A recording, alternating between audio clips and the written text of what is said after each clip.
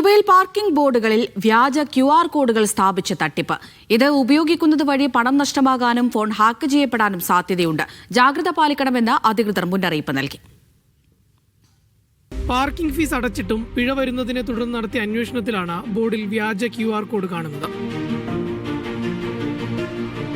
വിഷയം ശ്രദ്ധയിൽപ്പെട്ടതിന് പിന്നാലെ ദുബൈയിലെ പാർക്കിംഗുകൾ നിയന്ത്രിക്കുന്ന പാർക്കിംഗ് കമ്പനി വ്യാജ QR കോഡുകളിൽ അന്വേഷണം ആരംഭിച്ചിട്ടുണ്ട്. ബോർഡുകളിൽ വ്യാജ QR കോഡുകളാണോ എന്ന് പരിശോധിക്കുകയും നീക്കം ചെയ്യുകയും ചെയ്തിട്ടുണ്ടെന്നും പാർക്കിംഗ് അറിയിച്ചു.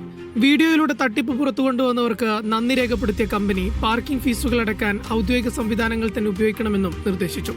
ഇത്തരത്തിൽ വ്യാജ QR കോഡുകളിലൂടെ പണമിടപാട് ചെയ്യുന്നത് ഫോണിലെ വ്യക്തിവിവരങ്ങളും പണവും ഉൾപ്പെടെ നഷ്ടമാകാൻ സാധ്യതയുണ്ട്.